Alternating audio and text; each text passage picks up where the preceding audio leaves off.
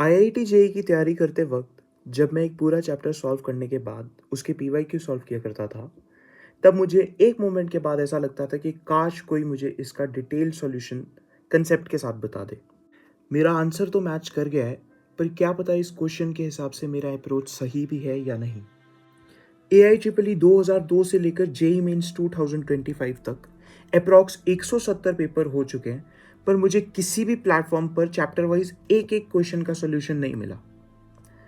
And I know ये possible भी नहीं है, क्योंकि मैक्सिमम टीचर्स थ्योरी के साथ पीवाईक्यूज कराते हैं, जिससे सारे के सारे पीवाईक्यूज डिस्कस ही नहीं हो पाते हैं।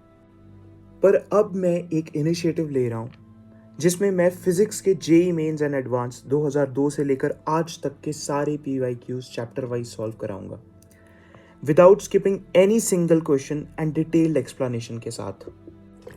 आई होप कि इस चैनल से आप सबकी कुछ ना कुछ हेल्प हो जाए एंड आप लोग टेस्ट में ज़्यादा से ज़्यादा स्कोर कर पाएँ।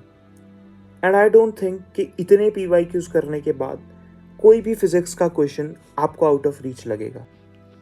आई रिकमेंड पहले क्वेश्चन फेयरली ट्राई करें एंड फिर सॉल्यूशन 2x पर देखें।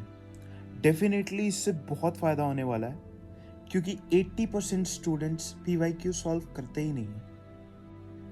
आई प्रॉमिस मैं नवंबर होने से पहले पहले इसे पूरा ख़त्म करने की कोशिश करूँगा, ताकि आपको रिवीजन के लिए भी टाइम मिले। एंड अगर पीवाईक्यूज दोबारा सॉल्व करने पड़े तो आप थोड़ा बहुत गो थ्रू कर पाएँ।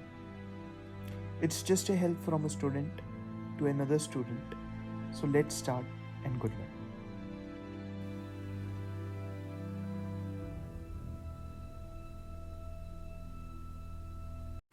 अब वीडियो स्टार्ट करने से पहले मैं ये बता देता हूँ कि मैं जेईई मेंस एंड एडवांस के सॉल्यूशंस कैसे दूंगा। जेईई मेंस को मैंने 4 पार्ट्स में डिवाइड कर लिया है, part 1, part 2, part 3 and part 4, year wise. इसका क्या लॉजिक है कि जो फर्स्ट पार्ट है ये सबसे आसान है, दूसरे वाला थोड़ा सा टफर साइड है, एंड तीसरे वाला टफेस्ट है इन कंपैरेटिव टू सबके। एंड चौथा पार्ट ऐसा है कि ये जितने भी पार्ट है ना ऊपर 3, ये सारे के सारे क्वेश्चंस या ऑलमोस्ट सारे क्वेश्चंस इससे ही इन्फ्लुएंस हुए हैं, पार्ट 4 से इन्फ्लुएंस हुए हैं। इसका एक और लॉजिक है बनाने का, कि जैसे फॉर एग्जांपल तुम्हारी कोचिंग में टेस्ट 1 है ना, उसमें सिलेबस है एक 1D पूछ लिया, एक 2D पूछ लिया।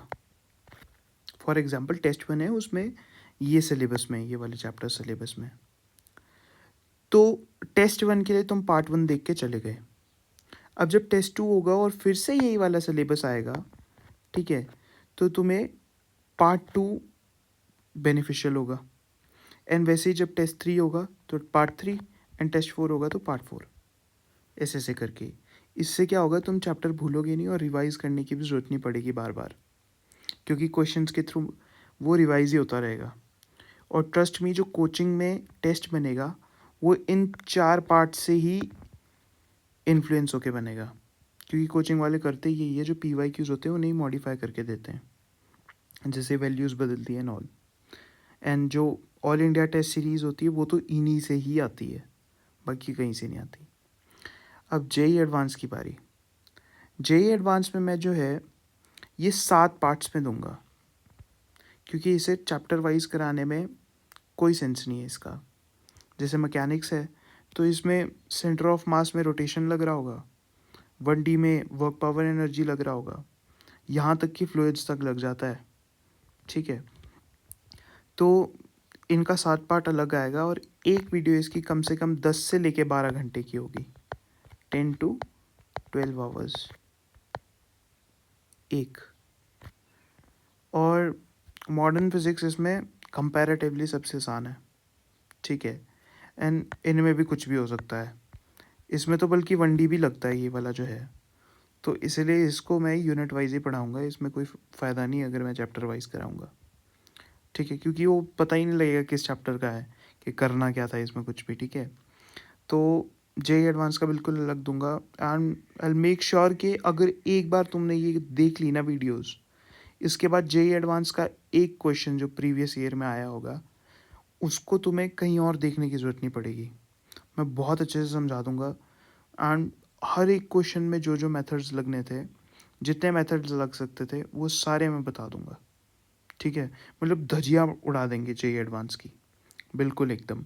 आई एम लाइक खेलेंगे सवालों के साथ, इतने अच्छे से करा दूंगा। इन सारे कंसेप्शुअल जो एरर्स होते हैं वो भी सारे बता के चलूँगा मैं, जो जेई एडवांस में होगा। इससे बहुत सारे क्वेश्चंस तुम बना पाओगे, ठीक है। तो आज मैं सर्कुलर मोशन स्टार्ट कर रहा हूँ, एंड अगला मैं इलेक्ट्रोस्टैटिक्स दूंगा, एंड ऑल्टरनेट चैप्टर्स चलाऊंगा मैं।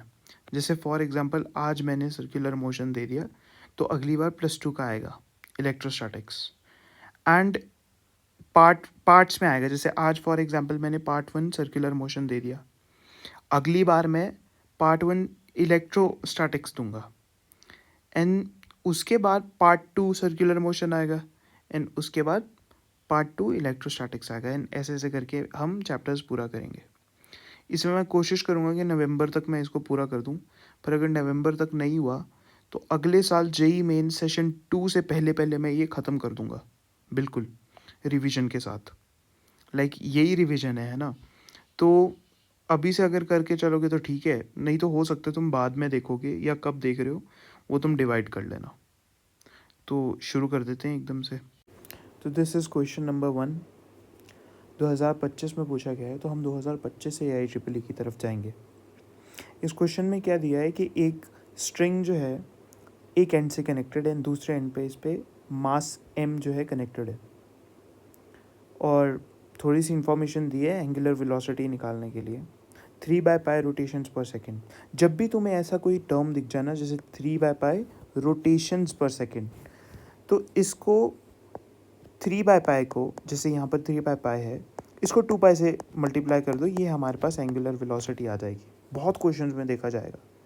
इसका कंसेप्ट क्या है कि एक रोटेशन में यूनिटरी मेथड, एक रोटेशन में ये 2π घूमेगा, और 3/π रोटेशन में कितना घूमेगा,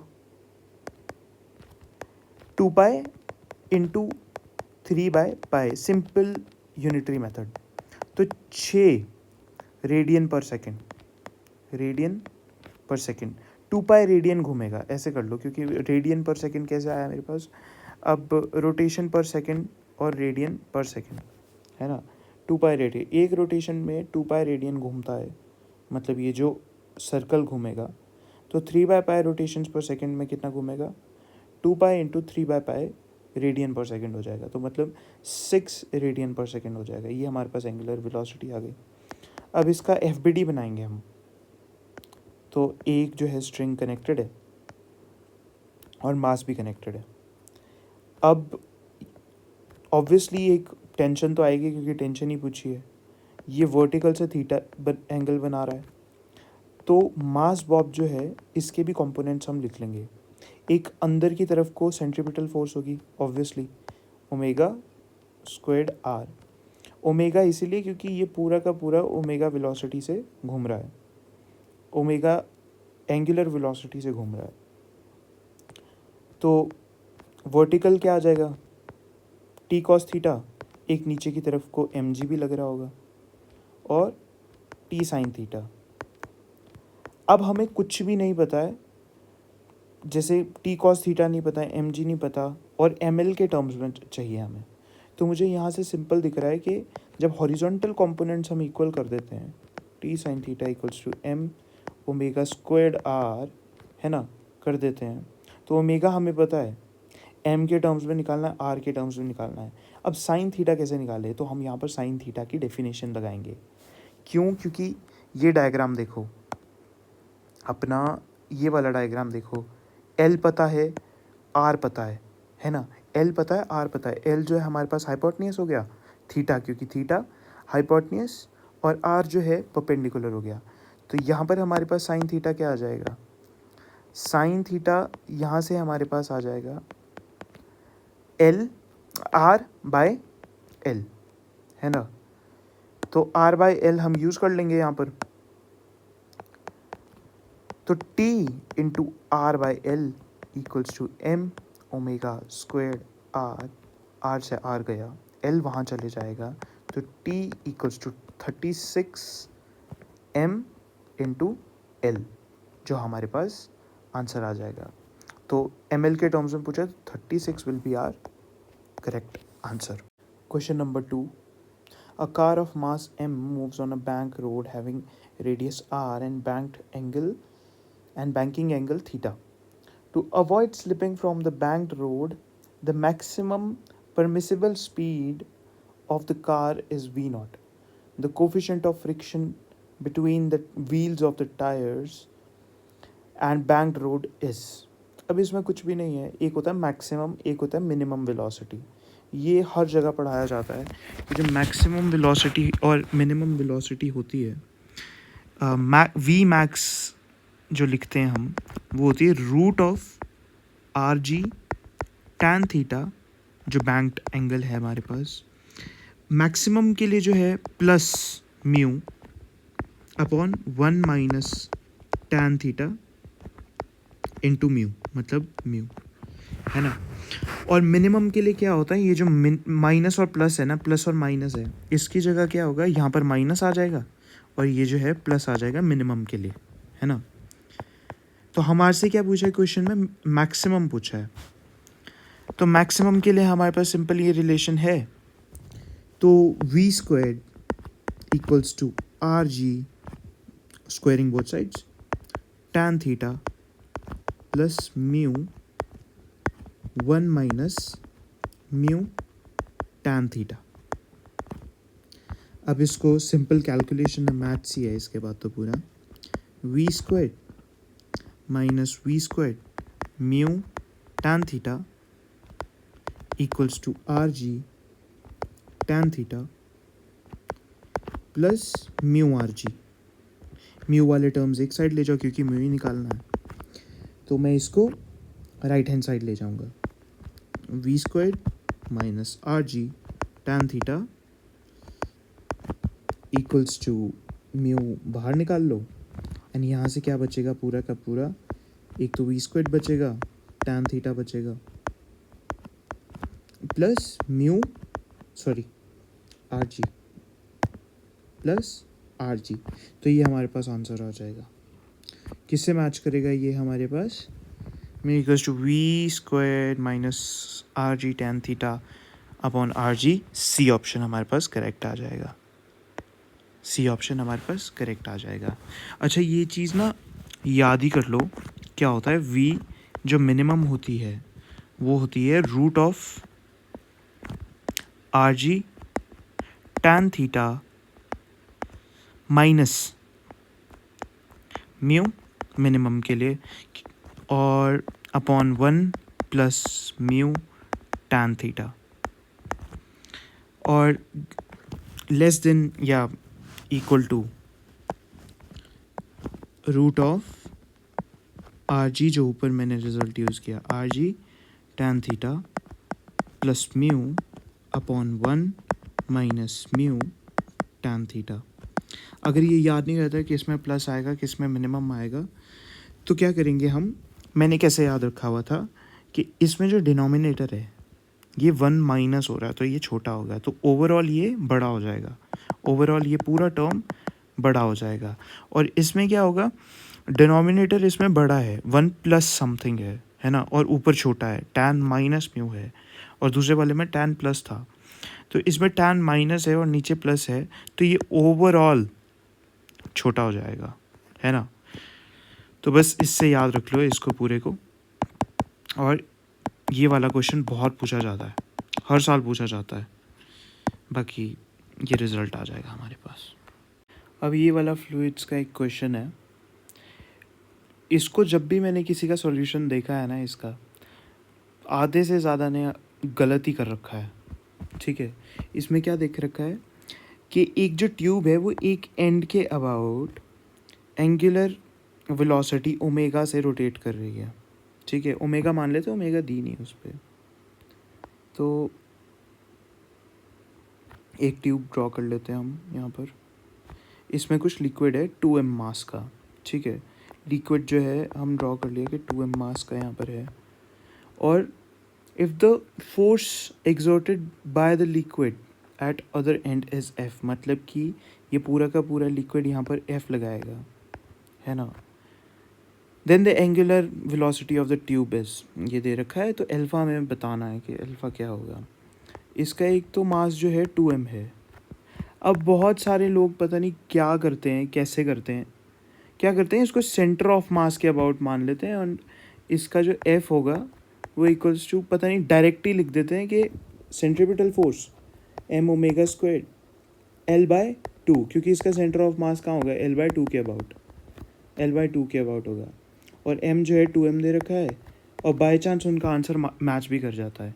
and this is nonsense, this is total nonsense. आप सेंटर ऑफ मास के अबाउट कैसे मान लिया कि पूरा का पूरा इसका मास कंसनट्रेटेड होगा, जब फोर्स ही वेरिएबल है।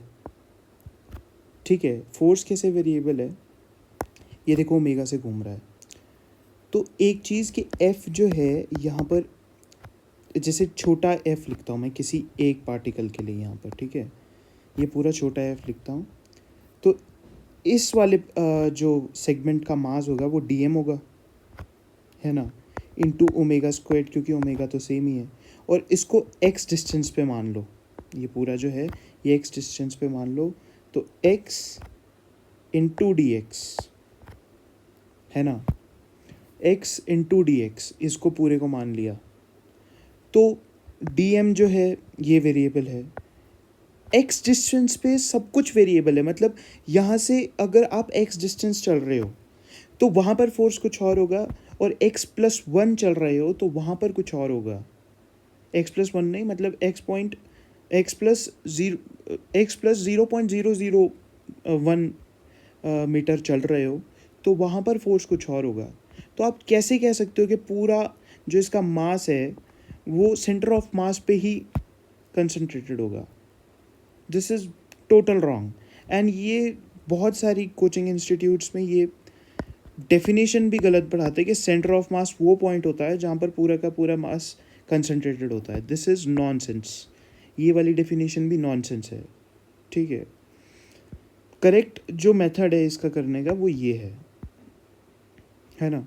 अब इसको सिंपल एक इंटीग्रेट कर देंगे हम, कि इसको दोनों तरफ इंटीग्रेट कर दिया, df जो है, df की जो इंटीग्रेशन है वो f हो जाएगी, dm और dx जो है वो दोनों ही वेरिएबल है, तो dm के लिए हम क्या करेंगे, dm equals to lambda into D x.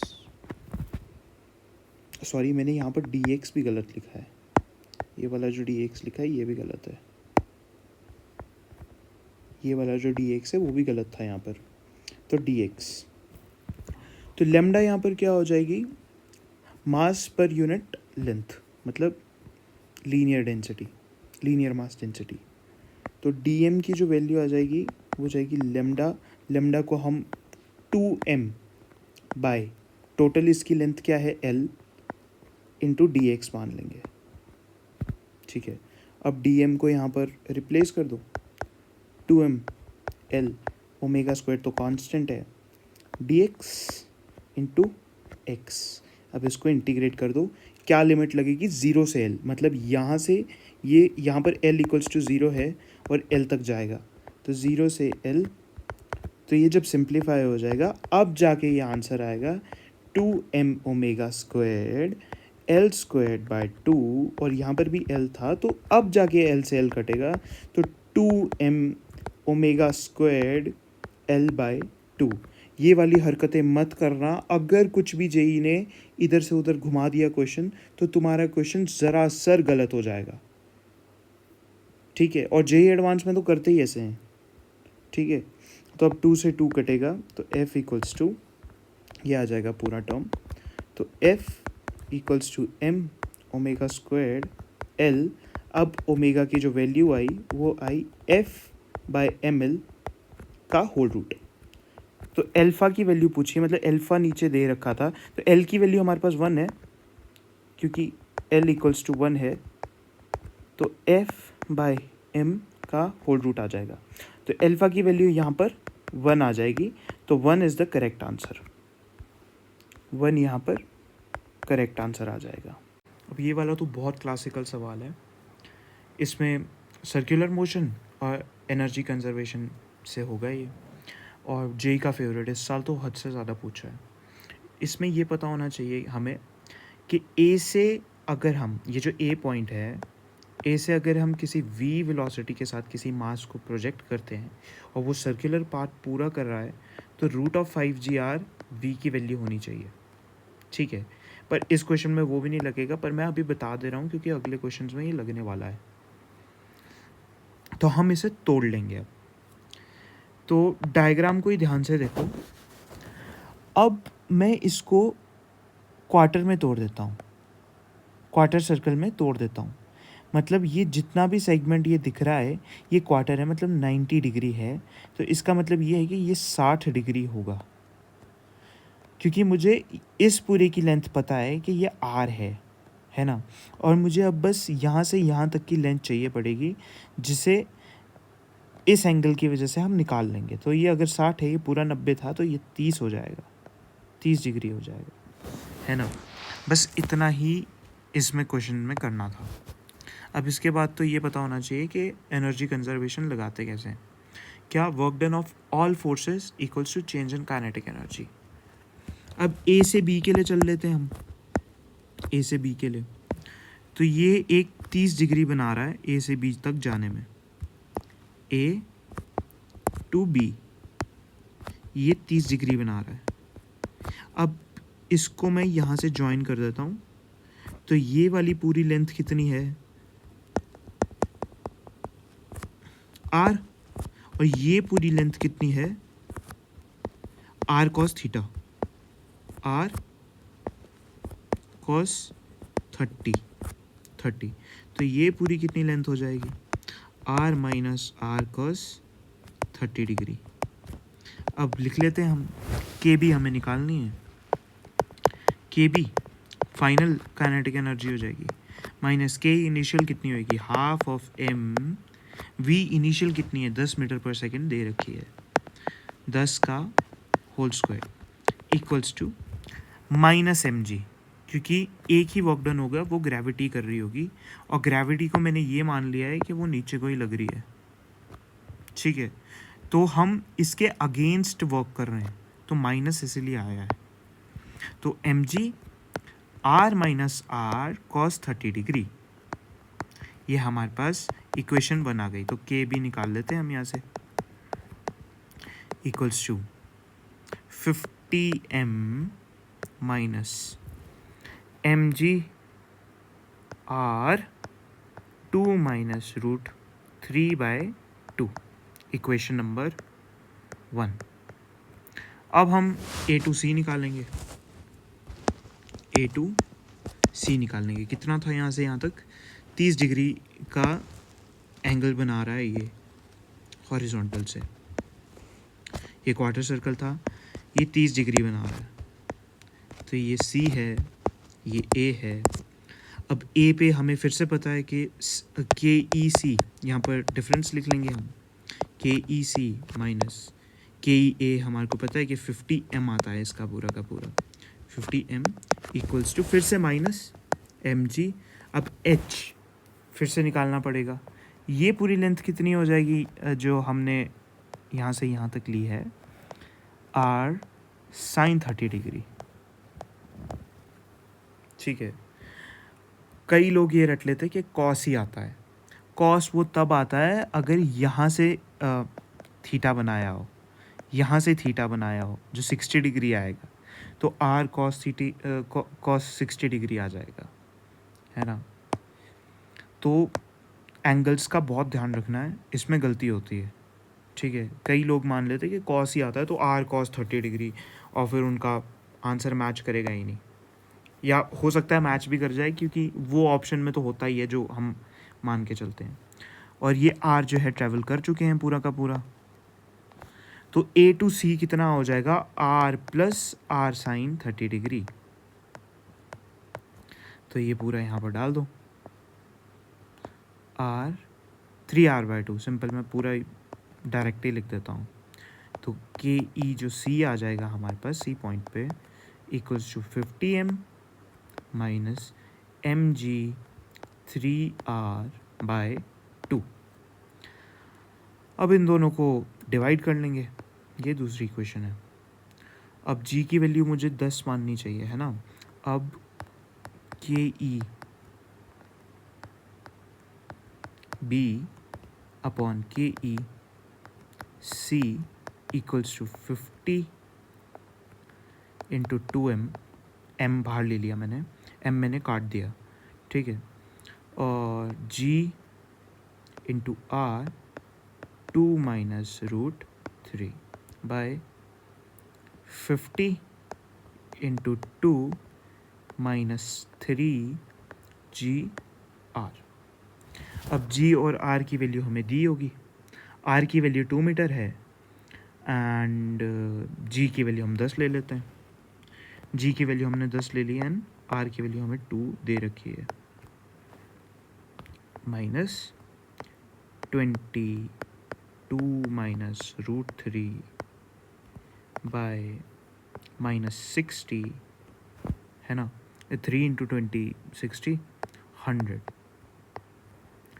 कुछ ये सिंप्लीफाई कर लो पूरा का पूरा, minus 40 60 minus 20 plus 20 root 3 by 40, 0 से 0 गया, 2 से 2 भी गया, 2 तो रहेगा ही नहीं, अब 3, तो 3 plus root 3 by 2 is the final answer. 3 plus root 3 by 2, D option match कर जाएगा हमारे पास, तो इसका ये आंसर आ जाएगा। देखो ये वाला भी 2025 में पूछा है, ये वही क्वेश्चन है जो मैं अभी बता रहा था कि थीटा जो है ऊपर से लेंगे, मतलब यहाँ से लेंगे, है ना, तो इसमें डायरेक्ट लिख सकते हैं अभी, क्योंकि पिछले क्वेश्चन में मैंने सब किया है, तो मैं डायरेक्ट ही लिख लेता हूँ। ए टू बी जब जाएगा तो के ई जो बी आएगी हमारे पास, वो आएगी हाफ ऑफ एम यू जो यहाँ से है, तो 5GR मान लेते हैं, क्योंकि यहाँ पर कहीं पर भी वेलोसिटी नहीं लिखी है, मतलब v0 वेलोसिटी तो लिखी है, पर v0 यहाँ पर √5GR होनी चाहिए। 5GR क्यों? क्योंकि ये दिया है कि the string becomes slack when the bob reaches at point D, मतलब डी तक पहुंच गई तो स्लैक हो जाएगी, मतलब स्लैक हो गई तो इसका मतलब ये नहीं है कि पीछे आ जाएगी, ये मतलब स्ट्रिंग जो है इसका मतलब ये नहीं है कि यहाँ से पीछे आ जाएगा, ये अगली तरफ को जाएगा, बेशक ऐसे मुरझाया वैसा ही जाए, मतलब जो स्ट्रिंग है वो पूरी स्ट्रेच होके ना जाए, पर ये पूरा सर्कुलर पाथ कंप्लीट कर लेगा, तो मतलब √5GR v0 होना ही पड़ेगा। तो यहाँ पर 5GR डाल दो, √5GR, क्योंकि v² है तो 5GR, माइनस mg b तक जाने के लिए r minus r cos theta, r minus r cos 60 degree, and a to c मानेंगे अब, ठीक है, a टू c मानेंगे तो K E A equals to half of m 5GR minus mg r plus r cos 60 degree, अब मानेंगे 60 degree, ठीक है, या फिर r plus r sine 30 degree, जो भी है। अब क्या है, रेशियोज ही पूछे हैं कि बी और सी पे ना, बी और सी पे, सॉरी ये मैंने ए लिख दिया है यहाँ पे, ये मैंने ए लिख दिया है, ये सी है, तो के ई बी बाई के ई सी इक्वल्स टू, अब ये 1r/2 आ जाएगा और ये 3r/2 आ जाएगा, 2 से 2 जाएगा तो 5 mgr मैंने सारा का सारा काट दिया, ठीक है, यहाँ से क्योंकि r भी निकलेगा तो 1/2 1 बच जाएगा, और ये 5 माइनस r प्लस पूरा का पूरा कट जाएगा और 3 बच जाएगा, तो 4/2 मतलब 2 अपना आंसर आ जाएगा। C option is the correct answer. अब ये वाला क्वेश्चन देखेंगे। इस वाले क्वेश्चन में क्या है, एक मास m मासलेस स्ट्रिंग के साथ कनेक्टेड है और ग्रेविटी भी उस पर लग रही है, और वेलोसिटी जो सर्कुलर पाथ के टॉप मोस्ट पॉइंट पे है वो n√gr है। रेशियो बताना है हमें काइनेटिक एनर्जी का bottom to that of top, ठीक है, तो इसका मतलब ये है कि अगर ये सर्कुलर पाथ है तो टॉप मोस्ट पॉइंट पे इसकी जो वेलोसिटी है वो n√gr है, और इस वाले पॉइंट पर हमें वेलोसिटी पता लग जाए तो हमारा काम बन जाएगा। तो इसको एक जनरल फार्मूला बनाने के लिए मैं n² को भी अंदर ही ले जाता हूँ, ठीक है, n को भी अंदर ही ले जाता हूँ रूट के, तो ये n² हो जाएगा, है ना।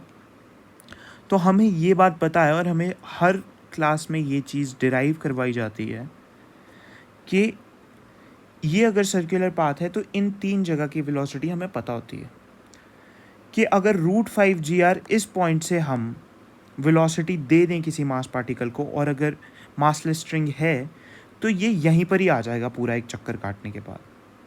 वैसे ही अगर इस पॉइंट पर पहुंचेंगे तो यहाँ से ये 2 कम हो जाती है, √3gr, और वैसे ही यहाँ से ऊपर जाते हुए ये √gr हो जाती है, मतलब 2 और कम। सिमिलरली हम इसी वाले क्वेश्चन में भी यही करेंगे कि इस वाले पॉइंट पे इसकी जो वेलोसिटी हो जाएगी वो ऊपर वाले पॉइंट से 2 ज़्यादा हो जाएगी, n² + 2gr, और वैसे ही नीचे वाले पॉइंट पर भी इस वाली वेलोसिटी के भी 2 ज़्यादा हो जाएगी, तो n² + 4√gr, ठीक है। अब काइनेटिक एनर्जी हमें पूछी है तो सिंपल हो जाएगा कि ½ mv², m से m कटेगा, हाफ से हाफ कटेगा, तो half top to bottom, bottom to top लिखा है ना, k bottom to that of k top, अगर हम कर दे तो ½ mv², ½ mv दोनों में से कटेगा, nv रह जाएगा, तो बॉटम के लिए जो v आ जाएगा हमारे पास n² + 4gr हो जाएगा, क्योंकि v² से रूट कट जाएगा, ngr निचले वाले टर्म में भी, इसलिए मैं नहीं लिख रहा हूँ, तो ये हमारे पास रेशो आ जाएगा, n² + 4/n² हमारे पास रेशो आ जाएगा, मतलब ऑप्शन ए। अब हम 2024 की प्रॉब्लम्स पे पहुंच गए हैं। इसमें क्या दे रखा है, कार का मास दे रखा है, बैंक रोड का रेडियस दे रखा है, एंगल ऑफ बैंकिंग 30 डिग्रीज दे रखा है, कोफिशिएंट ऑफ स्टैटिक फ्रिक्शन दे रखा है, एंड मैक्सिमम स्पीड पूछी है। मैक्सिमम स्पीड मैंने पहले भी बताया था कि हर साल पूछा जाता है और बहुत इंपॉर्टेंट फार्मूला है, अगर अभी तक याद नहीं है तो इसको याद ही कर लो। वैसे इसका FBD वाला भी एक तरीका है करने का, पर FBD वाला तरीका मुझे मतलब टाइम वेस्ट लगता है, इतना बहुत लंबा चल जाता है फिर वो, ठीक है। तो Vmax मैंने बताया था कि Vmax के लिए क्या होता है, √RG tan ऑफ थीटा, ऊपर मिनिमम के मैक्सिमम के लिए ऊपर छोटा होना चाहिए, सॉरी ऊपर बड़ा होना चाहिए और नीचे मिनिमम होना चाहिए, 1 - म्यू tan थीटा। अब इसमें सारी बस वैल्यूज़ ही पुट करनी है, फॉर्मूला बेस्ड क्वेश्चन, एकदम इजी क्वेश्चंस भी आ जाते हैं कभी कभी। तो 300 × 10 × 30 डिग्रीज है, तो 1/√3 + 0.2 अपॉन 1 - 0.2 × 1/√3।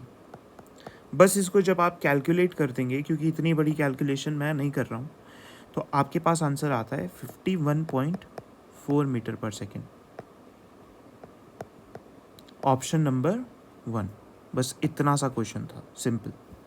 अब इस वाले क्वेश्चन में क्या है, a man carrying a monkey on his shoulders just cycling smoothly on a circular track of radius 9 meter and completes 120 resolutions in 3 minutes. देखो मैंने बोला था कि जब भी ऐसा कुछ दिख जाए तो इस चीज़ को अंडरलाइन कर लो। Magnitude of centripetal acceleration of monkey n मीटर/सेकेंड² इज। अब देखो 120 रेजोल्यूशंस इन 3 मिनट्स। अब 120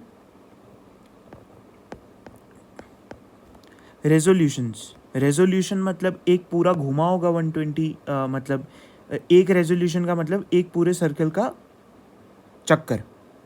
रेजोल्यूशंस या रोटेशन बोल दो, वैसे तो रोटेशन और रेजोल्यूशन अलग होता है, पर इस क्वेश्चन के हिसाब से बाय 3 मिनट्स एंगुलर फ्रीक्वेंसी निकालनी है ना, तो बाय 3 मिनट्स, मिनट्स को सेकेंड्स में बदलने के लिए तो 1 मिनट में कितने सेकंड होते हैं? 7 सेकंड, 60 सेकंड। तो जब इसको सिंप्लीफाई करते हैं तो 40, 0 से 0 गया 2/3, 2/3 रेजोल्यूशन पर सेकंड। अब मैंने बोला था कि इसको 2 पाई से मल्टीप्लाई कर दो, ठीक है। तो एक रेजोल्यूशन में कितना 2 पाई घूमता है, तो 2/3 में कितना घूमेगा? 4/3 पाई, है ना। अब सेंट्रीपिटल एक्सेलरेशन कितनी होती है, क्या होती है? Centripetal acceleration is nothing but omega squared into R. वैसे इसको v²/r भी लिखते हैं, पर ओमेगा के टर्म्स में पूछा है तो सिर्फ ओमेगा ही लिखेंगे हम, ठीक है। ओमेगा हमको पूरा का पूरा पता है, ये ओमेगा आ गया अपने पास, है ना, ये ओमेगा है। तो ओमेगा स्क्वायर डाल दो, 16 पाई स्क्वायर बाय 9 इंटू 9, 9 से 9 गया, 16 पाई स्क्वायर हमारे पास आंसर आ गया। 16 पाई स्क्वायर मीटर पर सेकेंड स्क्वायर भी आ जाएगा हमारे पास आंसर। सिंपल था, इस वाली इन्फॉर्मेशन की तो कोई ज़रूरत भी नहीं थी, ठीक है। सीधे अगर ये भी पूछते तो भी ये बस ऐसे ही दे दिया होगा, क्या पता, पर 16 pi square is the answer. अब ये वाला क्वेश्चन देखेंगे, इसमें कुछ नहीं है, प्योर लॉजिक लगेगा, कोई फार्मूला नहीं लगने वाला। तो इसमें क्या दे रखा है, एक सेकेंड हैंड है और एक मिनट हैंड है, ठीक है। वो 30 मिनट्स में कितना कितना डिस्टेंस चलेगा, इन दोनों की जो लेंथ दे रखी है। और अब हम क्या करेंगे, एक क्लॉक बनाएंगे। तो 30 मिनट्स मतलब कि ये 12 होता है और ये 6 होता है, मतलब कि यहाँ से यहाँ तक 30 मिनट्स होंगे मिनट हैंड के लिए। तो मिनट हैंड तो कितना चलेगा, अगर 30 मिनट्स में चल रहा है तो वो यहाँ से लेके यहाँ तक ही चलेगा, है ना। और अगर सेकेंड हैंड चल रहा है तो 1 मिनट में वो पूरा एक चक्कर मार लेता है ना, सेकेंड हैंड जो होता है। तो 30 मिनट में कितने चक्कर मार लेगा? 30 चक्कर, है ना। तो हम इसको अलग अलग एनालाइज करेंगे। तो डिस्टेंस जो मिनट हैंड चलेगा, डिस्टेंस मिनट हैंड जो चलेगा वो होगा, एक देखो पूरा एक चक्कर मारने के लिए 2πr लेंथ चलता है, तो ये सिर्फ आधा ही चक्कर मार रहा है मिनट हैंड, तो पाई इंटू आर। तो ये जो रेडियस है वो ही लेंथ है, जो इन दोनों की लेंथ्स दे रखी है, इसी रेडियस का एक सर्कल वो घूमेगा मिनट हैंड। तो इस केस में कितनी है, पाई इंटू 60/100, इतना डिस्टेंस ये चल पड़ा होगा। इसको जब सिंप्लीफाई करते हैं तो 1.88 आता है, ठीक है। अब जो डिस्टेंस सेकेंड हैंड चलेगा, डिस्टेंस सेकेंड हैंड चलेगा वो होगा 30 राउंड मारे, कितने एंगल के? 2 पाई एंगल के, और रेडियस कितना हुआ? 75/100, 100 इसीलिए क्योंकि वो सेंटीमीटर में है। तो 2πr वैसे जो चलता है और 30 राउंड मारे तो 30 इंटू 2πr, है ना, इसीलिए। और r किसका है, ये सेकेंड वाले का, तो 75 आ जाएगा। तो इस लॉजिक से मैंने ये लिखा है। तो इसको जब सिंप्लीफाई करते हैं तो ये आ जाता है 141.3 मीटर।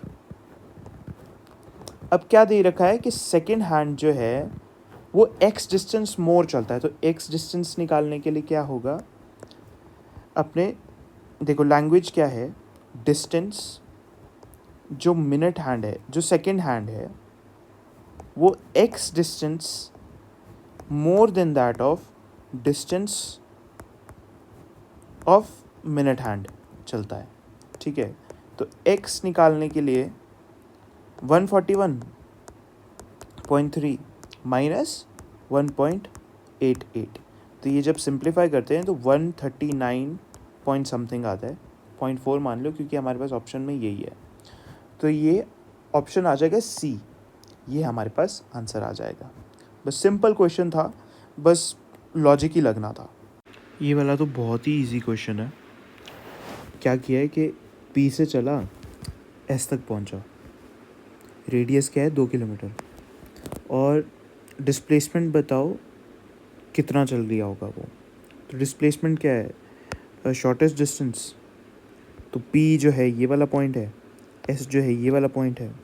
तो जब शॉर्टेस्ट डिस्टेंस है तो इन दोनों की जो लाइन जॉइन कर रही होगी वही शॉर्टेस्ट डिस्टेंस होगा। अच्छा, एक बात है कि ये जो है पूरा का पूरा रेडियस है, ये वाला भी पूरा का पूरा रेडियस है ना, अपना ये वाला भी पूरा का पूरा रेडियस है, आर और आर। ये वाला डिस्टेंस कितना हो जाएगा, ये 90 डिग्री है तो ये 45 डिग्री होगा क्योंकि क्वार्टर सर्कल है। तो ये हो जाएगा r√2, पी और एस है ये। तो डिस्प्लेसमेंट कितना हो गया अपने पास, ये हो जाएगा r√2। अच्छा, किलोमीटर की टर्म में पूछा है तो r की वैल्यू 2√2, ये आ जाएगा 2 अंदर भेज दो तो 4 इंटू 2 8, √8 आ जाएगा अपने पास आंसर। तो ए आंसर आ जाएगा हमारे पास। ये वाला जो क्वेश्चन है ये 3-4 बार रिपीट हुआ है, बहुत इंपॉर्टेंट क्वेश्चन है और जब रिवाइज करोगे ज़रूर देख के जाना, इसके रिपीट होने के चांसेस बहुत ज़्यादा है। इसमें क्या किया है कि किसी भी एक इंस्टेंट पे नॉर्मल और tangential components of acceleration equal हो जाते हैं किसी एक टाइम टी पे, और 50 सेंटीमीटर का रेडियस है जिस पे ये मूव कर रहा है। स्पीड जो है t इक्वल्स टू 0 पे 4 मीटर पर सेकेंड है, मतलब इनिशियल स्पीड है ये हमें given. The time taken to complete the first revolution will be इतना, मतलब इस टर्म में आएगा। तो अल्फ़ा की वैल्यू बताओ जब टाइम आपके पास सिंप्लीफाई होके आएगा। तो इसमें क्या किया है कि सबसे पहले हमें जो पकड़ना है वो ये है कि at any instant the components of normal and tangential are equal. तो इसका मतलब ये है टेंजेंशियल क्या होती है, dv/dt, ठीक है, इक्वल्स टू v² r, जहाँ पर रेडियस है। ये जो है सेंट्रीपिटल और या फिर नॉर्मल एक्सेलरेशन है v² r, और dv/dt टेंजेंशियल कंपोनेंट है। अब इसको इंटीग्रेट करने के अलावा मेरे पास कोई रास्ता नहीं दिख रहा है क्योंकि ये वेरिएबल है। तो dv/v² जब हम इंटीग्रेट कर देंगे बोथ साइड्स, है ना, तो जब टाइम 0 था तो वेलोसिटी 4 थी। अब जब वेलोसिटी v हो गई किसी इंस्टेंट पे तो टाइम t, मतलब हमें पता ही नहीं है। तो v मतलब इसको जब इंटीग्रेट करेंगे तो -1/v इसकी जो है इंटीग्रेशन आती है। तो कहाँ से कहाँ तक, 4 से v तक, और t/r। अच्छा, r को मैं क्या है 50/100 मान लेता हूँ क्योंकि 50 सेंटीमीटर दिया है, तो 1/2 आ जाएगा, 1/2 आ जाएगा, 1/2 मीटर। तो यहाँ पर 2t आ जाएगा ये सिंप्लीफाई होके, और ये 4 है, यू नहीं है, तो माइनस बाहर ले लो 1/v। अब मैं सिंप्लीफाई साथ के साथ कर देता हूँ, प्लस 1/4। अब 1/4 को वहाँ ले जाओ और 1/v को सेपरेट कर लो, 1/4 माइनस 2t, इसको उल्टा कर देते हैं, v equals to 4/1 minus 8t।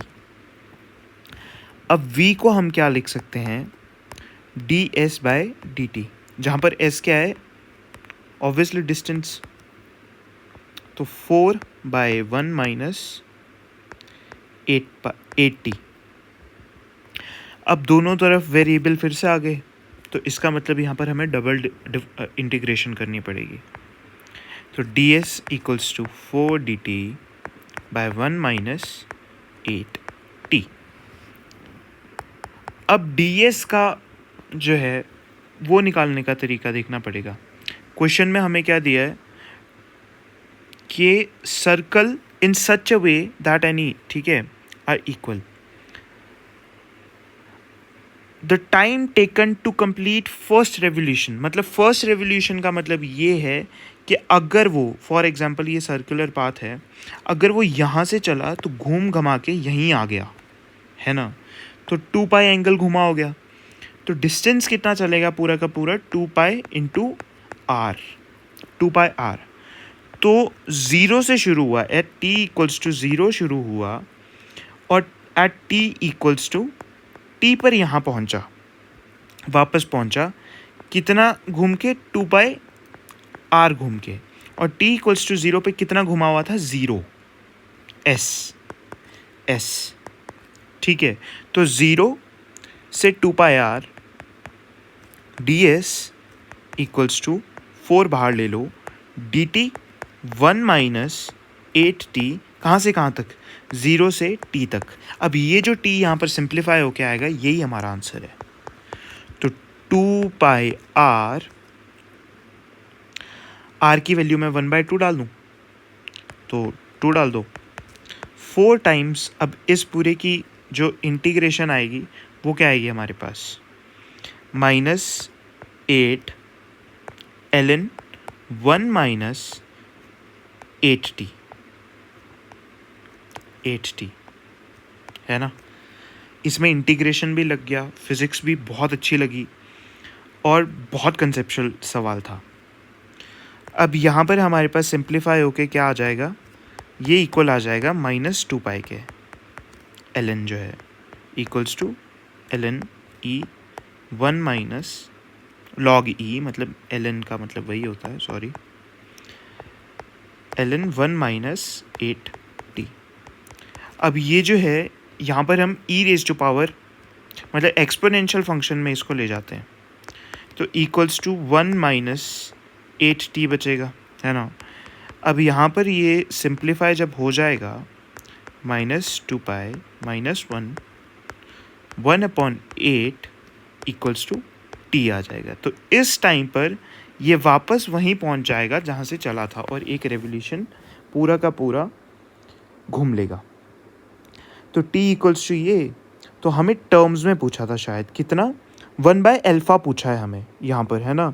तो ये जब सिंप्लीफाई हो गया तो हमारे पास क्या आया, 1 माइनस, ओह सॉरी, यहाँ पर प्लस माइनस की थोड़ी गलती हो गई, पर ये जो 8 है ये बिल्कुल सही है, यही हमारा अल्फ़ा है, अल्फ़ा इक्वल्स टू 8। बहुत अच्छा सवाल था एंड बहुत सारे बच्चे ये कर ही नहीं पाए थे। इस चीज़ को इम्पॉर्टेंट मार्क कर लेना एंड इसका आंसर 8 आ जाएगा। अब ये वाला क्वेश्चन है, इसमें क्या दे रखा है कि एक मास है, वो स्ट्रिंग के साथ फिर से टायर्ड है और वर्टिकल सर्कुलर मोशन बना रहा है। तो 10 RPM, फिर से मैंने बोला था इसको अंडरलाइन कर लो, और 10 RPM जब भी दिखे बिना सोचे समझे इंटू 2 पाई बाय 60 कर दो।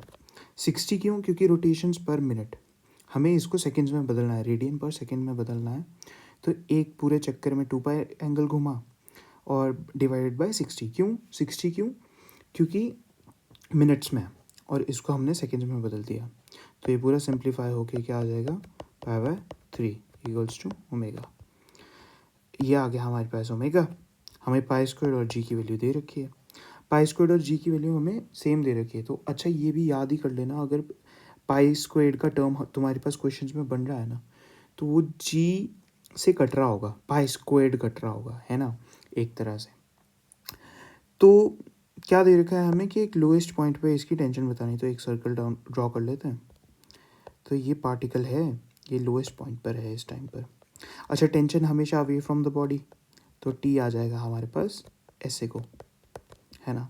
एक mg निचली तरफ को दे रखा है, और अब ये जो है जो बैलेंस कर रहा होगा t माइनस mg हो रहा होगा, ये बैलेंसिंग फोर्स है, ये नेट फोर्स की इक्वल होगा इनटू ma।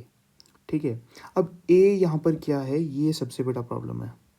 अब a जो है बहुत सारी क्लासेस में बताया जाता है, सभी क्लासेस में बताया जाता है, बहुत सारी क्या, कि जो ये a है वो दो प्रकार का होता है जब सर्कुलर मोशन हो रहा हो। जैसे ये सर्कल मान लो, ठीक है, ये सर्कल मान लो, अगर ये सर्कुलर मोशन कर रहा है ना, तो एक एक्सेलरेशन एक टेंजेंशियल होगा और एक अंदर की तरफ को होगा, जिसे हम ए नॉर्मल बोलते हैं या फिर ए सेंट्रीपिटल बोलते हैं। इसकी जो वैल्यू है वो ओमेगा स्क्वायर इंटू आर होती है, और ए टी जो होता है ये होता है D V by D T. अच्छा, पिछले क्वेश्चन में भी मैंने यही किया है ना, कि टेंजेंशियल और नॉर्मल इक्वल दे रखे थे तो इनको इक्वेट कर दिया। तो अब टी और एम जी के जो डायरेक्शन में एक्सेलरेशन है वो ही एक्सेलरेशन यहाँ पर पुट होगा। तो मतलब ए नॉर्मल ही दिख रहा है मेरे को, है ना। तो यहाँ पर हम ए नॉर्मल की वैल्यू पुट कर देंगे। कैसे कर देंगे? T minus M G equals to m into omega square into are. अब जब इसको सिंप्लीफाई करेंगे ना हम, हमारे पास t equals to m common ले लिया, ठीक है, g plus omega square. R मैं इसलिए नहीं लिख रहा हूँ क्योंकि आर की वैल्यू हमें 1 मीटर ही दे रखी है। अब सिंप्लीफाई कर लो इसको, 9.8 प्लस 9.8 क्योंकि पाई स्क्वायर बाय 9 हो जाएगा, बाय 9 इंटू 0.9। अच्छा, मैं 9.8 भी बाहर ही ले लेता हूँ, 0.9। अच्छा, 0.9 कैसे आया? क्योंकि मास जो है हमें 900 ग्राम दे रखा है ना, तो इसको हमने केजी में बदल दिया, है ना। इट इज सिंपल कैलकुलेशन, इसलिए मैं नहीं बता रहा हूँ, स्किप करने के लिए, टाइम ना वेस्ट होता कि। इंटू 9.8 बाय 9, सब बाहर ले लिया। अच्छा, 9 जब बाहर लिया तो 10, क्योंकि एलसीएम जब लिया तो 1 + 9 हो जाएगा 10, है ना। तो 0 से 0 कटा, 9 से 9 गया, आंसर हमारे पास 9.8 ही आ जाएगा। तो सी ऑप्शन हमारे पास करेक्ट आ जाएगा इसमें। इस क्वेश्चन में क्या दिया है? If the radius of curvature of path of two particles of same mass underline कर लेते हैं हम, ठीक है, आर इन रेशो 3:4, है ना। Then in order to have constant centripetal force, मतलब कि दोनों की जो है सेंट्रीपिटल फोर्स इक्वली है ना, there velocities will be in the ratio of. अब क्या है, इनका जो रेडियस है वो दे रखा है, तो बहुत ही सिंपल क्वेश्चन हो गया, इसमें तो कुछ भी नहीं करना। क्या होता है centripetal force? mv² bye are, है ना। इसको ही एम ओमेगा स्क्वायर भी लिखते हैं हम, M omega square into R. पिछले क्वेश्चन में जैसे बताया था, ओमेगा के टर्म्स में इसलिए नहीं जा रहा क्योंकि वेलोसिटी का रेशो पूछा है, तो एम v² बाय आर, है ना। अच्छा, ये वाला कैसे आता है, ये वाला भी मैं बता ही देता हूँ तुम्हें। ये वाला जो रिजल्ट आता है कैसे आता है, हम क्या करते हैं, v equals to omega into R करते हैं। ये रोटेशन में बताया जाता है फॉर्मूला, तो जब रोटेशन आएगा मैं बताऊंगा थोड़ा सा, है ना। तो रेशो ले लेते हैं सिंपल, तो F C by F C तो 1 हो जाएगा। अच्छा, मास भी सेम है, तो क्या होगा, v² बाय v² a मान लो, है ना, by v² b equals to, अब रेडियस के इक्वली करना पड़ेगा क्योंकि v² equals to proportional to R हो जाएगा, कांस्टेंट जब वो है। तो 1 यहाँ से हटा देते हैं, 1 यहाँ से हटा देते हैं, और यहाँ पर R A by R B कर देते हैं। तो V A by V B equals to 3/4 को जब हम रूट लेंगे तो ये आ जाएगा √3/2। ये तो बहुत ही सिंपल क्वेश्चन था, सी आ जाएगा ऑप्शन। अब ये वाला क्वेश्चन देखेंगे, एक कॉइन जो है वो डिस्क के ऊपर रखा गया है, फ्रिक्शन भी उस पर माना गया है कि कॉइन और डिस्क के बीच में फ्रिक्शन लग रहा है, ठीक है। If the distance of coin from the center is r, maximum angular velocity given to the disk so that coin does not slip away, ठीक है। तो इस क्वेश्चन से क्या समझ आ रहा है अभी मुझे, एक डिस्क हम ड्रॉ कर लेते हैं अभी, ठीक है।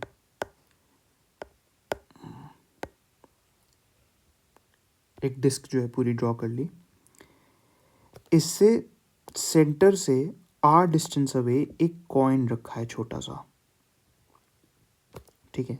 अब इस कॉइन की स्थिति देखते हैं अभी क्या होगी। इस कॉइन को ना अलग से भी ड्रॉ कर लेते हैं, एक मतलब साइड व्यू की तरह से, ठीक है। इस कॉइन पे जो समझ आ रहा है 3 फोर्सेस लग रही होंगी, और ये डिस्क जो है ओमेगा से घूम रहा है, ठीक है, ओमेगा से घूम रहा है।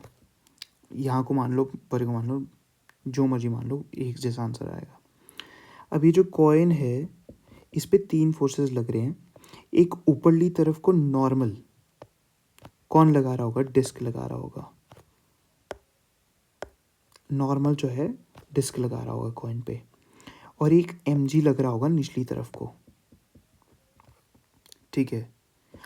और जो फ्रिक्शन है, अब फ्रिक्शन की सबसे बड़ी बात होगी कि कहाँ को लग रहा होगा। कॉइन पे जो फ्रिक्शन होगा, कॉइन पे मैं बोल रहा हूँ, कॉइन की बात करिए कि कॉइन जो है डज नॉट स्लिप अवे है, तो कॉइन पे जो फ्रिक्शन है वो अंदर की तरफ को लग रहा होगा एफ, और कॉइन की वजह से जो डिस्क पे फ्रिक्शन लग रहा होगा वो पिछली तरफ को लग रहा होगा, ठीक है। ये डिस्क की वजह से है, डिस्क पे सॉरी, और ये कॉइन पे है फ्रिक्शन जो है। अब हमें यहाँ से क्या समझ आ रहा है, कॉइन की बात करेंगे अभी हम, तो एफ जो है ये कॉइन का ही है, ये चीज़ याद रखना अभी, ठीक है। ये सेंट्रीपिटल फोर्स की इक्वल होगी M omega squared into are.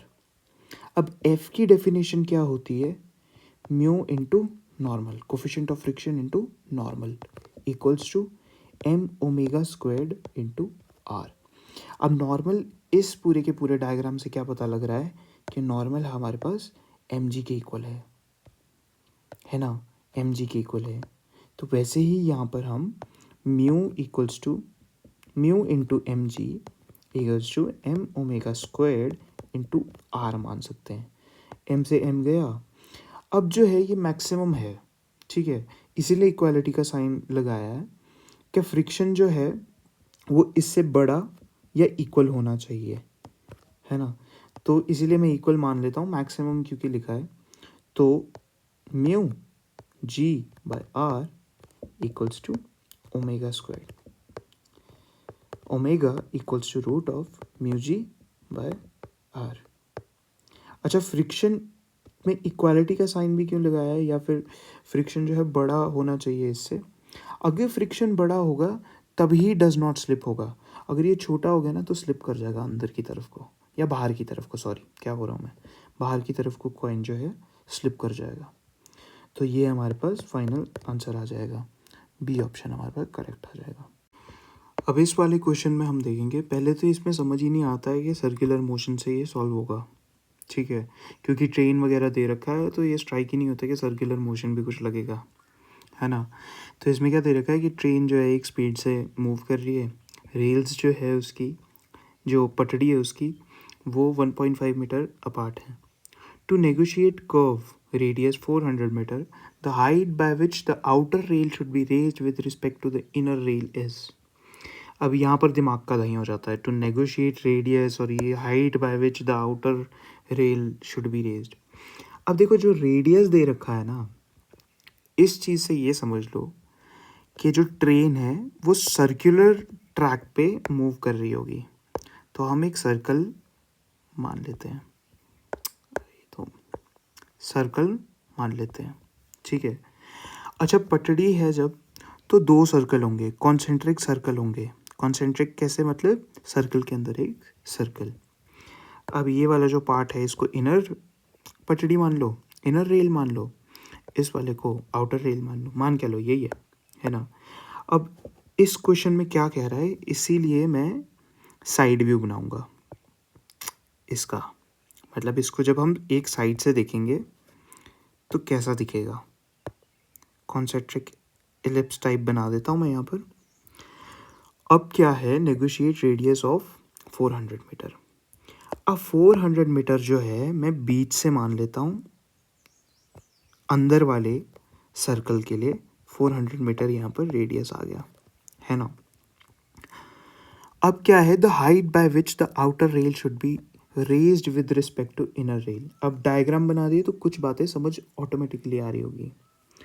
अब क्या है, ये जो आउटर रेल है ये कितना उठा दिया जाए, कितना उठा दिया जाए कि ये वाला जो रेडियस है, ये 400 मीटर जो रेडियस है वो इसका रेडियस भी हो जाए, मतलब बाहर वाले का रेडियस भी 400 मीटर ही हो जाए। तो जब ये उठाने लगेंगे ना हम, तो एक टाइम आएगा जैसे उठाया उठाया उठाया उठाया, एक टाइम आएगा जब 400 मीटर जो रेडियस है वो बाहर वाले का भी हो जाएगा, क्योंकि उठाया तो ये अंदर वाले को कोई फ़र्क नहीं पड़ेगा, पर ये हमने रेज करना शुरू किया इस तरफ को, है ना। तो इसका मतलब एक टाइम ऐसा आएगा, मतलब मैं इसको और बारीकी से ड्रॉ कर लेता हूँ। कैसे भला, और ज़्यादा बारीकी से ड्रॉ कर लेता हूँ। जो अंदर वाला पोर्शन है इसको मैं बिल्कुल इसके साथ ही लगा के चला देता हूँ। ये जो अंदर वाला है, जैसे बाहर से हम देख रहे होंगे तो कैसा दिख रहा होगा, ये अंदर ही अंदर मैंने बना दिया। आप देखो इससे ज़्यादा क्लियर समझ आ रहा होगा कि बाहर वाला हमने उठाना शुरू किया, है ना, उठाना शुरू किया तो ये जो है एक टाइम ऐसा होगा, मतलब कि ये तिरछी तरफ को हो जाएगा, ऊपर की तरफ को हो जाएगा। तो ये जो है किसी एच हाइट से मैंने उठाया कि इसका रेडियस जो है सेम ही हो गया, मतलब यहाँ से और यहाँ से अगर रेडियस देखो तो आर सेम हो गया, इक्वल हो गया, तो मतलब 400 मीटर हो गया। तो कितना, यही चीज़ हमसे क्वेश्चन में पूछी है कि ये एच बता दो कि रेडियस इन दोनों का नेगोशिएट होके 400 मीटर हो जाए, मतलब बाहर वाला उठाया अंदर वाला फिक्स है। तो इसका फिर से हम एक और व्यू बना लेते हैं, एक पॉइंट ऑफ व्यू बना लेते हैं कि दो पटड़ियों के बीच में क्या चल रहा होगा जब हमने इसको रेज कर दिया होगा। इन दोनों के बीच में गैप है, ये ट्रायंगल टाइप बना लिया मैंने, तो इसको एच हाइट से मैंने उठाया है अभी, ठीक है। अब इनिशियली ये वाली जो पटड़ी है वो यहाँ कहीं होगी, यहीं होगी, मतलब ये यहाँ पर होगी इनिशियली। तो इनके बीच का जो डिस्टेंस है वो कितना हो गया, 1.5 मीटर। अब मैंने इसको बाहर वाली को मैंने ऊपर उठा दिया एच हाइट से, ठीक है। अब हमारी प्रॉब्लम सॉल्व हो गई, ये थीटा एंगल मान लो, ठीक है। अब फ्रिक्शन जैसी कोई भी शब्द मुझे पूरे क्वेश्चन में नहीं दिखा है, तो हमारे पास एक फॉर्मूला है कि v equals to R ji tan theta का होल रूट, है ना। ये हमारे पास फॉर्मूला आ गया क्योंकि फ्रिक्शन नहीं है। वैसे क्या होता है, v इक्वल्स टू, है ना, R G tan theta plus minus mu 1 minus plus minus mu, या फिर उल्टा होता है ये माइनस प्लस, मतलब अगर ये प्लस है तो ये माइनस होगा, ये माइनस है तो ये प्लस होगा, म्यू टैन थीटा का होल रूट। हमारे पास फ्रिक्शन जैसे पूरी के पूरे शब्द कहीं भी क्वेश्चन में है ही नहीं, तो मैं म्यू की वैल्यू 0 मान लो, क्योंकि फ्रिक्शन लेस ही मान लो, है ना। म्यू की वैल्यू 0 हो गई, तब जाके ये रिजल्ट आया मेरे पास, ठीक है। तो टैन थीटा से मेरा काम चल जाएगा, क्योंकि वेलोसिटी मेरे पास दे रखी थी, तब मुझे स्ट्राइक हुआ कि v equals to root of R ji tan theta लगाया जा सकता है। v squared by R G equals to tan theta हो जाएगा हमारे पास, ठीक है। टैन थीटा की वैल्यू हम इस पूरे के पूरे ट्राइंगल से निकाल लेंगे, है ना। अच्छा, इस वाली डिस्टेंस की कोई हमें ज़रूरत ही नहीं है, ये भी बदलेगा, है ना। इससे माइन्यूटली छोटा ही होगा या बड़ा हो जाएगा, वो ज्योमेट्री है, उस पर नहीं जा रहा मैं। इस वाले डिस्टेंस की कोई ज़रूरत नहीं है। तो v square by R ji tan theta की वैल्यू हम यहाँ से निकाल लेंगे कि h बाय 1.5, जब इसको पूरे को सॉल्व करेंगे तो 144 आ जाएगा, क्योंकि 12 मीटर पर सेकंड दे रखा था, r की वैल्यू हमारे पास 400 दे रखा था, into 10 into 1.5 equals to h। जब इसको सॉल्व करेंगे हमारे पास आंसर आएगा 0.054 मीटर। अब सेंटीमीटर में पूछा है ना, क्योंकि ऑप्शंस क्या है, सेंटीमीटर में है सारे के सारे, तो क्या आ जाएगा 5.4 सेंटीमीटर। यहाँ से हमने 10⁻⁻² बाहर निकाल लिया, तो हमारे पास आंसर क्या आ गया, बी। बहुत ही अच्छा सवाल था, और ये वाला कंसेप्ट लग रहा था इसमें, बहुत अच्छा सवाल था। इस क्वेश्चन में सर्कुलर मोशन और प्रोजेक्टाइल मिक्स कर दिया है। एक पार्टिकल है, फिर से circle radius r with uniform speed takes time t to complete one revolution। तो t का जो फॉर्मूला होता है हमारे पास क्या होता है, तो t equals to distance upon velocity होता है ना, या स्पीड कर लो क्योंकि सर्कुलर मोशन में, तो 2 पाई r डिस्टेंस हो जाएगा पूरा सरकमफ्रेंस के लिए, वन रेवोल्यूशन के लिए, है ना। और u मान लो इसको, यूनिफॉर्म वेलोसिटी को। अब t यहाँ से u की वैल्यू आ जाएगी हमारे पास 2 pi r/t. If the particle is projected with the same speed at an angle theta to the horizontal, the maximum height attained by it is equals to 4r. h max की जो value होती है हमारे पास, वो हमारे पास आती है u square sine square theta by 2g. कब? जब थीटा एंगल में, मतलब हमने यहाँ से प्रोजेक्ट कर दिया, अगर हॉरिजॉन्टल से प्रोजेक्ट कर दिया थीटा एंगल पे, तो ये जो मैक्सिमम हाइट जाएगी, मतलब कि जो मैक्सिमम हाइट ये जा रहा है एच मैक्स, इसका फॉर्मूला ये होता है. ये काइनेमेटिक्स से इसको रिलेट कर दिया, और इसकी वैल्यू जो दे रखी है वो हमें 4r दे रखी है, 4 टाइम्स रेडियस ऑफ सर्कल. अब कुछ नहीं, सिंपल यहाँ से सिंप्लीफाई करेंगे. अब क्या है कि थीटा की वैल्यू बतानी है ना, तो साइन स्क्वायर थीटा को हम बिल्कुल एक साइड ले जाते हैं, इक्वल्स टू 8gr, क्योंकि 2g को वहाँ ले गया मैं, by you square. You square की वैल्यू पे डाल दो. यू स्क्वायर की वैल्यू क्या आ जाएगी? 4 pi square R square into by T square. तो टी स्क्वायर की वैल्यू यहाँ डाल दो. 8 से 8 गया, 8 से 4 गया 2, आर से आर गया, तो हमारे पास सिंप्लीफाई होकर क्या आ जाएगा? मैं इसको साइन थीटा के टर्म्स में ले आता हूँ अब, है ना. साइन थीटा, तो 2g square by pi square times R. अब इसको पूरे को 1/2 कर दो, मतलब रूट आ जाएगा इसको, तो 1/2 इसकी पावर आ जाएगी. थीटा की वैल्यू क्या आ जाएगी यहाँ से हमारे पास? थीटा की वैल्यू यहाँ से आ जाएगी sine inverse 2g square pi square R 1/2. Theta equals to sine inverse अंदर वाला पूरा टर्म. तो किस ऑप्शन से मैच कर रहा है मेरे पास? इससे नहीं कर रहा, इससे नहीं कर रहा, इससे नहीं कर रहा, इससे कर रहा है. ए ऑप्शन आ जाएगा हमारे पास आंसर. हाँ यही है.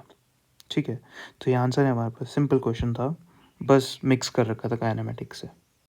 अब देखो, ये वाला क्वेश्चन भी सेम वैसे ही होगा जैसे पिछला हुआ था, पर इसमें एक बहुत ख़तरनाक चीज़ है, ठीक है, जो जेई मेंस करता है. मतलब क्वेश्चन में कुछ नहीं है, पर जो जेई मेंस करता है, इसमें क्या दे रखा है? एक स्ट्रिंग है, फिर से उस पर मास जो है वो कनेक्टेड है, और रोटेट कर रखा है सर्कुलर पाथ पे, लट्टू घुमा रखा है. मैक्सिमम टेंशन दे रखी है 400 न्यूटन. अब वैसे प्रैक्टिकली जो है, अगर हम ग्रेविटी का इफेक्ट मानते हैं, तो मैक्सिमम टेंशन कहाँ आती है? अगर ये सर्कल है तो मैक्सिमम टेंशन लोएस्ट पॉइंट पे आती है, ठीक है, और मिनिमम कहाँ आती है? हाईएस्ट पॉइंट पे. हाईएस्ट पे मिनिमम आती है. अब यहाँ पर क्योंकि लोएस्ट यहाँ पर हाईएस्ट पॉइंट पर आती है, यहाँ पर क्योंकि एक्सप्रेशन क्या हो जाता है? टी, एक तो निचली तरफ को टी भी लग रहा हो, ग्रेविटी भी निचली तरफ को हो रही है, अगर ग्रेविटी मान लें तो, plus M ji equals to centripetal force M omega square R. और अगर यहाँ मानते हैं तो टी इक्वल्स टू सीधा ही जो हमने डिराइव किया था, चलो माइनस कर दो इसको, M ji equals to M omega square into are. अब टेंशन ऑब्वियसली ऊपर कम ही है, क्योंकि एम ओमेगा स्क्वायर आर में से एम जी हट रहा है, और इसमें similarly T equals to M omega square R में एम जी जुड़ रहा है, तो ऑब्वियसली ये हाईएस्ट होगा. अब इस क्वेश्चन में कहीं पर भी जी की वैल्यू नहीं दे रखी है, तो ग्रेविटी का जो हम इफेक्ट है वो निगलेक्ट करेंगे, ठीक है. This is JEE mains. अगर जी की वैल्यू नहीं दी है तो आपको ग्रेविटी नहीं माननी है. ग्रेविटी मानोगे कुछ भी आंसर आएगा, अप्रॉक्सीमेशन में जाओगे तुम लोग, ठीक है.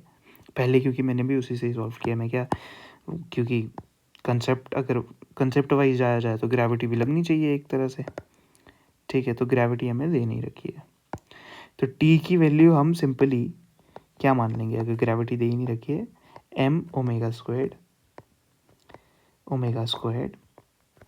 Into R. बस सिंपल इतना था ये, ठीक है.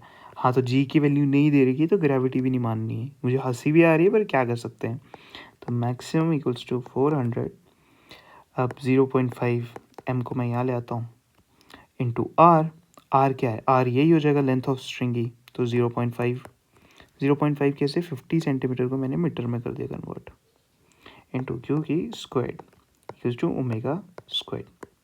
ठीक है, ओमेगा की वैल्यू क्या आ जाएगी 20/0.5, 0 ऊपर भेज दो 40 आ जाएगा आंसर। ओमेगा की वैल्यू क्या आ गई 40, यही हमारे पास आंसर आ जाएगा। तो सी ऑप्शन हमारे पास करेक्ट आ जाएगा। मैंने पहले जब ये किया था तो इसी कंसेप्ट से किया था, T minus M G equals to M omega squared R. जब इससे करेंगे तो हमारे पास कुछ क्या कैलकुलेशन आएगी, ओमेगा इक्वल्स टू, अगर इस वाले कंसेप्ट से जाओगे तुम 395/0.5 का होल स्क्वायर आएगा, और ये पूरा स्क्वायर आएगा। ठीक है, ये हमारे पास मैक्सिमम टेंशन आएगी, मतलब ओमेगा की वैल्यू आएगी अगर हम इस रास्ते से जाएं, पर इससे नहीं जाना है क्योंकि जी की वैल्यू नहीं दे रखी है हमें। ठीक है, तो फाइनल आंसर क्या आ जाएगा 40, तो ये हमारे पास आंसर आ जाएगा। तो पार्ट 1 हमारा कंप्लीट होता है यहाँ पे। ठीक है, तो मैंने एक एक्सेल शीट बना रखी है ऐसे करके, तो तुम भी अपने पास बना के रखो ऐसा कुछ। ठीक है, जैसे एक कागज़ पे ये सारा कुछ लिख के एंड अपने पास रखना उसको, जैसे सर्कुलर मोशन पार्ट 1 हो गया तो इसको टिक कर लिया, और ये +1 और +2 के दोनों के चैप्टर्स लिख रखे हैं मैंने, जो जो मैं करवाऊँगा। ठीक है, तो पार्ट 1 जैसे हो गया तो ये कर लिया, एंड पार्ट 2 जैसे जैसे होता रहेगा वैसे वैसे टिक करते रहेंगे। तो इससे तुम्हारे को पता रहेगा कि रिवीजन कर लिया है तुमने, कितना रिवीजन कर लिया है। एंड जिसका पार्ट 4 हो वो फिज़िक्स में फुल मार्क्स लाने की केपेबल होगा जेई मेंस में। ठीक है, ये आपने टेस्ट में भी कोचिंग किया, तो इससे तुम्हें बहुत फ़ायदा होगा। एंड इस बार मैं डेट्स डालना भूल गया जो क्वेश्चंस हैं, जैसे फॉर एग्जांपल मैंने फर्स्ट क्वेश्चन किया है तो कौन सी शिफ्ट एंड कौन सी डे पे आया है, तो वो लिखना मैं भूल गया। अगले वीडियो से ऐसा नहीं होगा, वो मैं डालूंगा अगले वीडियो से। So sorry for this and thanks for watching till now.